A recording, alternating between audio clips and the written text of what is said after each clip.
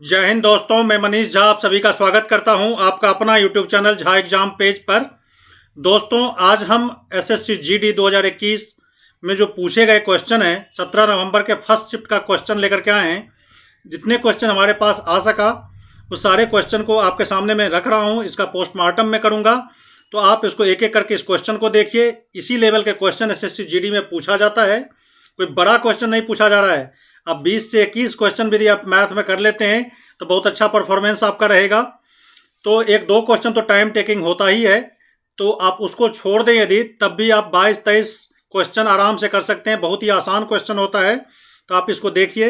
ये 17 नवंबर का first shift में कुछ क्वेश्चन हैं, तो इस क्वेश्चन को आप देखिए। पहला क्वेश्चन है, कहता है किसी वस्तु का विक्रय मूल्य लागत मूल्य का 8/5 गुना है तो प्रतिशत लाभ ज्ञात कीजिए। इसी तरह का क्वेश्चन था, छोटा छोटा क्वेश्चन था। किसी वस्तु का विक्रय मूल्य लागत मूल्य का कितना था, 8/5 गुना। तो लागत मूल्य को यदि आप x मान लेते हो, लागत मूल्य को क्या मान लेते हो, x मान लेते हो, तो इसका विक्रय मूल्य कितना हो जाएगा, लागत मूल्य मतलब CP। तो SP कितना हो जाएगा आपका 8x/5, या 1 भी मान सकते हो, 1, और इसका 8/5 हो जाएगा। तो प्रॉफिट कितना हो जाएगा, प्रॉफिट कितना हो जाएगा, SP माइनस CP, तो 8x/5 माइनस x, तो ये कितना हो जाएगा, ये 5, ये 8x माइनस 5x, इसको कर सकते हो 3x/5। इतना आपका क्या हो जाएगा, प्रॉफिट। तो प्रॉफिट परसेंट कितना हो जाएगा, तो profit percent, profit 3x/5 into 100 upon CP।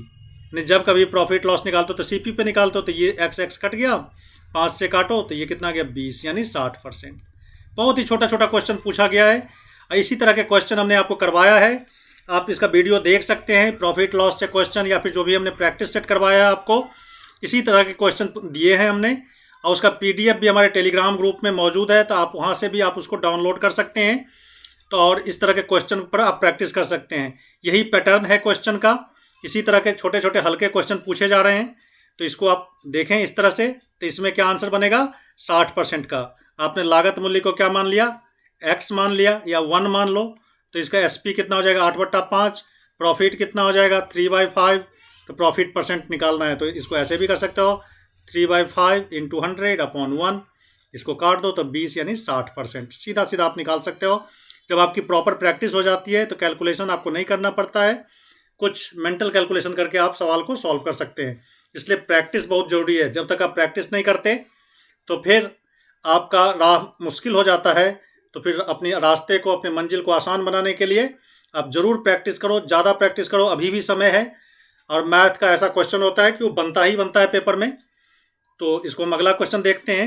अगला क्वेश्चन है, 400 रुपये की राशि 4 वर्ष में 480 रुपया हो जाता है, तो ब्याज की दर 2% बढ़ा दिया जाए। ब्याज कितना बढ़ा दिया जाए, 2%।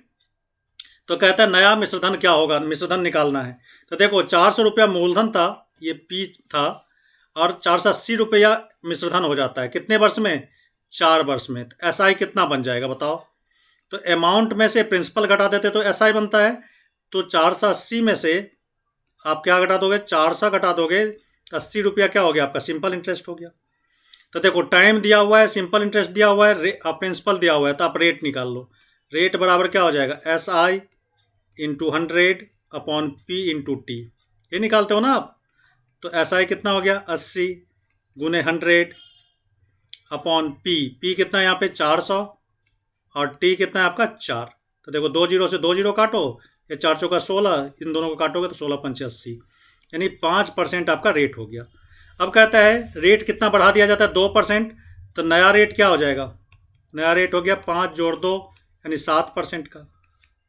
तो कहता है मिश्रधन निकालने के लिए, तो देखो पहले तो आप क्या निकालोगे, SI निकालोगे। SI निकालोगे तो कितना हो जाएगा, SI हो गया 400 रुपया था, 7% के रेट से, तो 7% रेट हो गया, और टाइम कितना 4 वर्ष बट्टा 100। तो इसको डिवाइड कर दो 100 से, तो इतना हो गया 4 चौका 16, 16 सत्ते कितना हो गया 112 रुपये SI हो गया। तो हमें अमाउंट पूछ रहा है, तो 400 रुपया हमारा क्या था प्रिंसिपल, उसमें 112 जोड़ दो, यानी कितना आ जाएगा 512। तो 512 रुपये इसमें ऑप्शन है C। तो C आंसर आपका यहाँ पर सही होगा। बस इसी तरह के छोटे छोटे क्वेश्चन पूछे जा रहे हैं, इसी पर प्रैक्टिस बनानी है आपको। अगला क्वेश्चन जो पूछा गया था जैसे इसमें पूछा गया था चक्रवृद्धि ब्याज का, कहता 16,000 रुपये की राशि को 20% वार्षिक ब्याज की दर से 9 महीने का चक्रवृद्धि ब्याज क्या होगा। 9 महीने का चक्रवृद्धि ब्याज पूछा जा रहा है और कहता है ब्याज की दर त्रैमासिक संयोजित होता है। ब्याज 3 महीने पे दिया जाता है, तो जब इस तरह का त्रैमासिक ब्याज संयोजित होता हो तब क्या करते हैं, दर को 1/4 कर देते हैं। जैसे ये 20% है दर, तो इसमें 4 से डिवाइड कर दो आप, तो ये कितना हो जाएगा, 5% दर हो जाएगा। और टाइम है यहाँ पर 9, इसको 4 से गुना कर दो, समय को 4 से गुना कर देते हो और दर को 4 से डिवाइड कर देते हो, तो कितना हो गया, 9 चौक 36 महीना। तो टाइम कितना हो जाएगा आपका, 36 महीना। 36 महीना का मतलब कितना हो गया, 12 या 36, 3 वर्ष ये हो गया। और दर आपका 5% हो गया। तो कहता है त्रैमासिक संयोजित होता है, चक्रवृद्धि ब्याज निकालो। तो पहले आप क्या निकाल लोगे, अमाउंट निकाल लो। अमाउंट होता है क्या, P × 1 + R/100 to the power T, यही करते हो ना।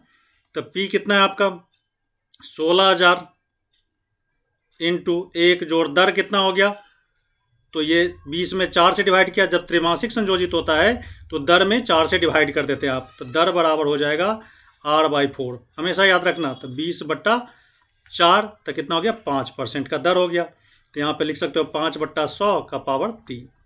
अब इसको काटो, 5 से काटो 20, तो इसको सॉल्व कर लो।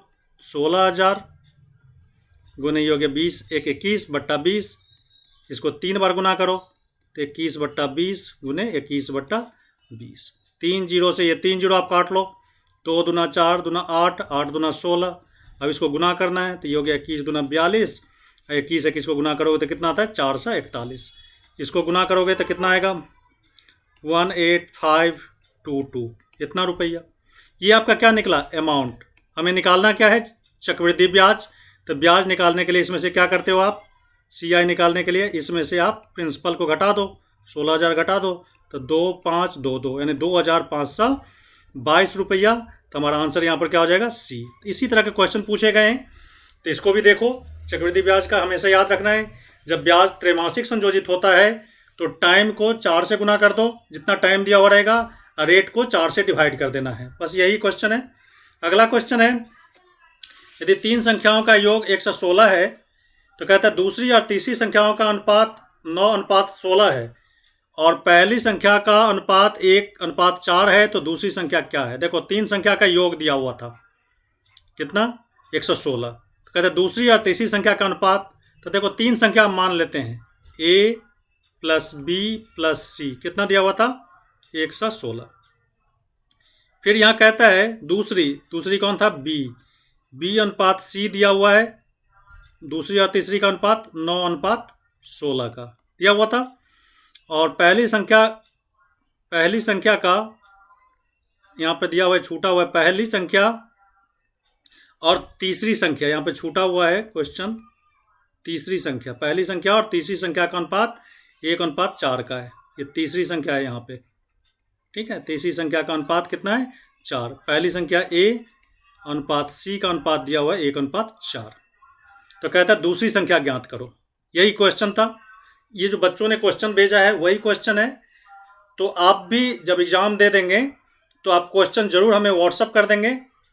तो इसके लिए हम नंबर आपके पास है हमारा, उस नंबर पर आप व्हाट्सअप कर दें। वो नंबर हम यहाँ पर भी लिखते हैं, 9278 दूसरा नंबर हम देते हैं, कितना है, 87 45 84 50 20। इस नंबर पर आप व्हाट्सअप भी कर सकते हैं। जो भी आप पेपर दे करके आए, हमें इस पर क्वेश्चन ज़रूर भेजें, हम उसको एनालिसिस करके आपको बताएंगे। 8745845020, तो इस नंबर पर आप व्हाट्सअप करके आप भेज सकते हैं इस नंबर पर। तो यहाँ पर इसको देखेंगे तो देखो इसमें क्या हुआ था, 3 संख्याओं का योग 116 है, दूसरी और तीसरी संख्या का अनुपात 9:16 है। तो पहली संख्या का अनुपात, पहली और तीसरी संख्या का अनुपात 1:4 है, तो दूसरी संख्या, तो देखो यहाँ पर ये C कॉमन है, ये क्या है, C कॉमन है। तो देखो 1:4 था, तो इसको हम पलट करके लिखेंगे तो C/B कितना हो जाएगा। यदि B/C 9:16 था तो C/B कितना हो जाएगा, तो यहाँ पे 16 लिख लो, 16:9 हो जाएगा। तब यहाँ पर अनुपात यदि हम निकालेंगे तो A/C/B, ये अनुपात समानुपात वाले क्वेश्चन में वीडियो में हमने बना रखा है, तो आप वहाँ पर भी देख सकते हैं। देखो 16 को 1 से गुना करेंगे तो 16, इसको इससे गुना करते हैं, फिर इसको इससे गुना करते हैं, फिर इसको इससे गुना करते हैं, तो ये हो गया 16, 16 गुने 1 16, 16 चौका 64 अनुपात 9 चौक 36। तो देखो ACB का अनुपात मिला हमें। किसका अनुपात मिला? ACB का। ABC का नहीं मिला, ACB का। अब देखो ये तीनों को जोड़ते हैं तो कितना आता है? 116। तो देखो इसमें कांस्टेंट मान लें तो यहाँ हो जाएगा 16x plus 64x plus 36x बराबर 116। अब इसको जोड़ोगे आप तो ये हो गया 116x, ये x लिख लो यहाँ पे, तो 6 4 10, 6 16 1, 4 6 4 10, 1 11, 116x बराबर 116, x बराबर कितना हो गया? 1। तो देखो हमें किसका पूछा जा रहा है? b का। तो b कितना था? b का अनुपात था, b था 36, तो 36 गुने कितना हो जाएगा? 1। तो हमारा आंसर क्या हो जाएगा? 36। सी आंसर हमारा हो जाएगा। तो जब आप एग्जाम दे करके आएँ तो हमें इस नंबर पर, यहाँ पर जो नंबर हमने लिखा है 8745845020, इस पर हमें व्हाट्सअप करके अपना क्वेश्चन भेज सकते हैं और हम आपकी मदद करेंगे। तो हम इसी तरह का वीडियो लेकर के आएंगे। अगला क्वेश्चन है, कहता है इसका तृतीय अनुपात निकालो। यही पूछा गया था, तृतीय अनुपात। तृतीय अनुपात में निकालने के लिए किसका किसका? तो 0.8 का और 0.2 का, ये क्या निकालने के लिए पूछा गया था? तृतीय अनुपात। तृतीय अनुपात क्या होता है? तो आपको पता होगा कि A अनुपात, A और B कोई नंबर है, इसका तृतीय अनुपात होता है A अनुपात B अनुपात B अनुपात X। यही तृतीय अनुपात होता है, याद रखना। ये समानुपात है, यहाँ पे समानुपात, A अनुपात B समानुपात B अनुपात X। यानी पहले को चौथे से गुना करो, दूसरे को तीसरे से, यानी X बराबर ये तीसरा समानुपात निकलेगा। क्या निकलेगा? B²/A। ये हमारा तीसरा समानुपात निकलेगा। तो इसी से आप निकाल सकते हैं। इसको A मानो, इसको B मानो, तो इसको लिख सकते हो 0.8 समानुपात 0.2, 0.8 अनुपात 0.2 समानुपात 0.2 अनुपात X। तो आप इसको ऐसे भी निकाल सकते हैं, इसको तो X बराबर आप लिख सकते हैं 0.2 इंटू 0.2 बट्टा 0.8। एक पॉइंट से एक पॉइंट काट दो, इसको काटो तो कितना आ गया? 2 चौका 8, इसको काटोगे तो 0.05, इसको काटोगे तो कितना आ जाएगा? 0.05। ये हमारा क्या हो जाएगा? आंसर हो जाएगा। या तो आप ऐसे बना सकते हो या नहीं तो एक ही बार में कर सकते हो। तृतीय समानुपात बराबर होता है B²/A। हमेशा याद रखना, इससे भी बना सकते हो। यदि कंसेप्ट समझोगे तो पहला A और B 2 नंबर है, तो पहला दूसरे का अनुपात समानुपात लेना है, दूसरा और तीसरा कोई नंबर मान लो, वही हमारा तीसरा समानुपात हो जाएगा। तो पहले को चौथे से गुना करते हैं, दूसरे को तीसरे से। यदि आप फॉर्मूला पे निकालोगे तो इस तरह का। तो देखो इस बार यदि तीसरा समानुपात पूछ दिया तो मध्य समानुपात भी पूछ सकता है। तो मध्य समानुपात यदि आप निकालोगे, मध्य समानुपात यदि आप निकालते हो तो इसमें कुछ नहीं होता है, √AB 2 संख्याओं का मध्य समानुपात। और आपसे ये भी पूछ सकता है, चतुर्थ समानुपात भी पूछ सकता है। तो ABC का चतुर्थ समानुपात पूछ दे तो आप क्या करना है? तो A अनुपात B समानुपात C समानुपात X कर सकते हो। तो पहले चौथे को गुना कर दो, दूसरे तीसरे को। इसमें आप लिख सकते हो X बराबर B गुने C/A। ये आपका क्या हो जाएगा? चतुर्थ समानुपात। चतुर्थ समानुपात। तो देखो मध्य समानुपात आप ऐसे निकालोगे, चतुर्थ समानुपात आप ऐसे निकाल लोगे। कैसे? तो B गुने C/A से। और तृतीय समानुपात निकालोगे तो B²/A²। तो यहाँ पर कौन सा आंसर होगा हमारा? B आंसर हमारा यहाँ पर सही हो। तो यही सब क्वेश्चन पूछा गया था, बहुत छोटा छोटा क्वेश्चन। अगला क्वेश्चन देखो, इसी तरह का कुछ क्वेश्चन है छोटा। कहता है 12 व्यक्ति किसी काम को 4 दिनों में कर सकते हैं, तो 8 गुना काम को आधे समय में कितने व्यक्ति पूरा करेंगे? तो देखो 12 व्यक्ति, तो इस तरह के क्वेश्चन हमने बना रखे हैं। आप वहाँ पर वीडियो ढूंढ करके इसको देख सकते हैं। इसका बहुत सारा PDF भी हम टेलीग्राम ग्रुप में दे रखे हैं, तो आप वहाँ से भी इस तरह के क्वेश्चन को प्रैक्टिस कर सकते हैं। तो कहते हैं यहाँ पर व्यक्ति है 12 व्यक्ति, यहाँ पे व्यक्ति लिख लो। तो यहाँ पर काम है, एक काम को पूरा करता है कितने दिन में? तो यहाँ पे दिन लिख लो। तो देखो 12 आदमी एक काम को कितने दिन में पूरा करता है? 4 दिन में। अब कहता है 8 गुना काम कितना हो गया? 8 गुना। तो कहता है आधे समय में पूरा करता हो, तो पहले 4 दिन में पूरा करता था, अब कितने दिन में पूरा करता है? 2 दिन में पूरा करता है। और कहता है कितने आदमी होंगे? तो X मान लो। तो देखो 12 आदमी किसी काम को 4 दिन में पूरा करते हैं, तो 12 आदमी उस काम को, मतलब वो काम किसको मान लिया, एक, हमने 4 दिन में पूरा करता है, तो कितने आदमी, तो आदमी निकालना है x, 8 गुना काम को, तो काम पहले 1 था तब 8 हो जाएगा, आधे समय में करता है तो 2, 4 का आधा 2 हो गया। अब इसको सोचो ऐसे, जिधर x है उधर सबसे पहले एक एरो लगाओ आप। इस तरह के सवाल को आप ऐसे सोचना, 12 आदमी एक काम करता है, 8 काम करने के लिए क्या चाहिए, ज़्यादा आदमी चाहिए कि नहीं चाहिए। एक ही काम हो तो 12 आदमी कर लेता है, 8 काम हो तो ज़्यादा आदमी चाहिए। तो इधर देखते हैं 1 से 8 हो गया तो ये भी ज़्यादा हो गया, देख रहे हो। तो इसी डायरेक्शन में हम क्या करते हैं, एक एरो लगाते हैं, ये डायरेक्ट प्रोपोर्शन हो गया। ये दोनों व्यक्ति और काम में यहाँ पर क्या हो गया, सीधा समानुपात हो गया। अब यहाँ पर सोचो ऐसे, इसको भूल जाओ, ये है ही नहीं। 12 आदमी 4 दिन में काम खत्म कर देता है, तो 2 दिन में काम खत्म करना है, तो यहाँ पे ज़्यादा आदमी चाहिए, तो ये ज़्यादा है। अब देखो 4 से 2 क्या हो गया, कम हो गया। पहले 4 दिन था, अब 2 दिन है, कम दिन लग रहे हैं, तो इसका उल्टा हो गया। देखो एक ज़्यादा एक कम हो तो इन्वर्स प्रोपोर्शन होता है, व्युत्क्रमानुपाती होता है। अब इसी को लिख लो, 12 अनुपात x समानुपात किसका, तो यह है सीधा समानुपात है 1 8 का, यहाँ पे 2 4 का। अब देखो पहले को चौथे से गुना करते हो, दूसरे को तीसरे से, तो x बराबर क्या हो जाएगा, तो 12 गुने 8 गुने 4, x के साथ 2 गुना होगा, 2 गुने 1, तो यहाँ पे 2 से डिवाइड कर दो, तो 2 से काटोगे 2 दूना 4, 12 अट्ठे 96, 96 दूना कितना हो जाएगा, 192। तो हमारा आंसर यहाँ पर क्या हो जाएगा, 192। ये आंसर हमारा यहाँ पर सही हो जाएगा। तो एक के साथ जाएंगे यहाँ पर। नेक्स्ट क्वेश्चन जो पूछा गया था, कहता है समद्विबाहु त्रिभुज के परिमाप है 64 सेंटीमीटर। एक समद्विबाहु त्रिभुज है, समद्विबाहु त्रिभुज उसको कहते हैं जिसकी 2 भुजा बराबर होती है। ये 64 सेंटीमीटर इसका परिमाप है। कहता है असमान भुजा की लंबाई 24 सेंटीमीटर। असमान भुजा, ये 2 भुजा बराबर है, ये असमान भुजा है, तो 24 सेंटीमीटर। तो देखो 64 में से 24 घटा लेंगे तो ये समान भुजा है, उसकी लंबाई का योग पता चल जाएगा। तो 64 में से 24 घटा दो तो कितना आ जाएगा, 40 आ जाएगा, 40 सेंटीमीटर आ जाएगा कि नहीं आ जाएगा। यानी ये भुजा ए बी सी मान लिया, तो ए बी और ए सी मिलकर के कितना हो गया, ए बी जोड़ ए सी कितना हो जाएगा, 40।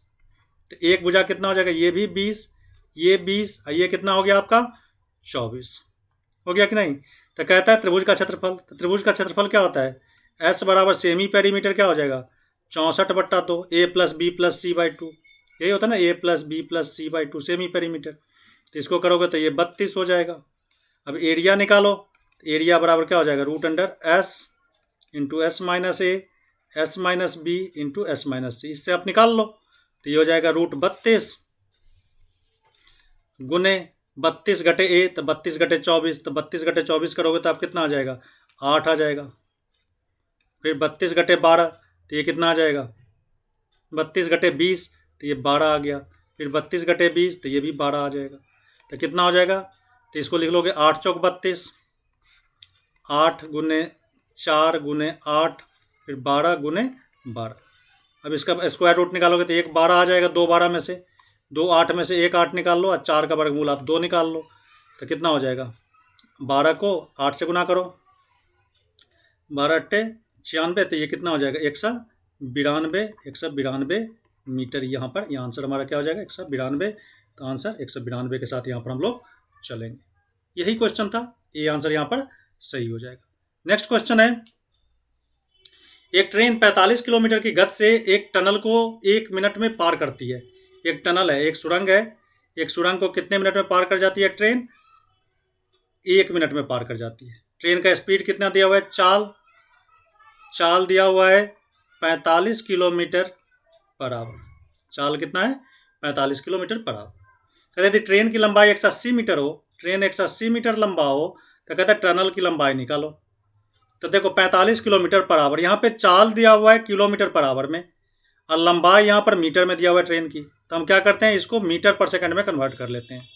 जब चाल 45 किलोमीटर पर आवर दिया हुआ हो किलोमीटर पर आवर में, तो इसको मीटर पर सेकंड में बनाने के लिए क्या करते हैं, 5/18 से गुना कर देते हैं, तो ये मीटर पर सेकंड हो गया।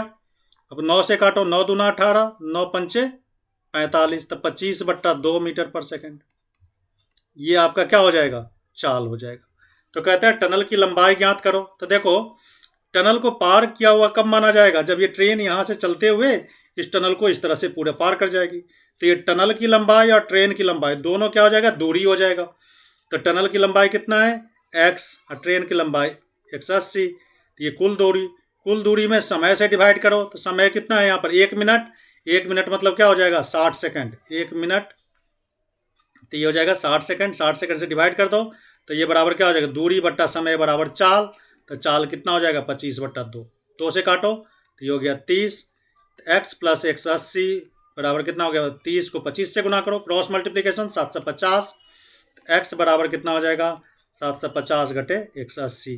तो इसको घटा दो आप, 750 में से 180 घटाओगे तो ये 0, 15 में से 8 गया 7, और ये हो गया 6 में से 1 गया 5, 570 मीटर। तो टनल की लंबाई कितनी थी? 570 मीटर थी। हमारा आंसर सही हो। तो यही सब क्वेश्चन था। इसी तरह के क्वेश्चन पूछे गए हैं। इसी लेवल के क्वेश्चन की तैयारी करो, जम के करो आप। अगला क्वेश्चन है जो पूछा गया था, 3 संख्याओं का अनुपात दिया हुआ है 3, 4, 5 में। तो कहता है उनके वर्गों का योग 12 से 50 है, तो संख्याओं का योग क्या होगा? तो इसको तो ऑप्शन से भी बना सकते हो आप। देखो यहाँ पे 3, 4, 5, तो 3, 4, 5, 4, 3, 7, 5, 12। तो देखो 12 से कोई कट रहा है इसमें? तो 12 से ये नहीं कट रहा है, ये नहीं कट रहा है, ये नहीं कट रहा है। कट कौन रहा है? सी। यानी इसका आंसर सी हो जाएगा। देख करके ही आंसर बता सकते हो। यदि बाय प्रोसेस करोगे तो इसको ऐसे मान लो, तो 3x इसका स्क्वायर, अनुपात में दिया होता तो संख्या हम मान लेते हैं 3x, 4x और 5x। जब अनुपात में दिया हो तो कांस्टेंट के साथ इसको मान लो आप। तो 3x का स्क्वायर प्लस ये हो जाएगा 4x का स्क्वायर, और फिर ये हो जाएगा 5x का स्क्वायर। ये कितना हो जाएगा? 1250। तो 3 तिया 9x स्क्वायर हो जाएगा, प्लस ये हो जाएगा 16x स्क्वायर, प्लस ये कितना हो जाएगा? 25x square. तो ये हो गया 1250। हो गया कि नहीं? अब ये 16 ना 25, 50, 50x स्क्वायर बराबर कितना? 1250। x स्क्वायर बराबर आप कर सकते हो इतना बट्टा 50। 50 से भागा तो 0, 0, 5 से करो, 25 पंजे 125, x बराबर कितना हो जाएगा? 5।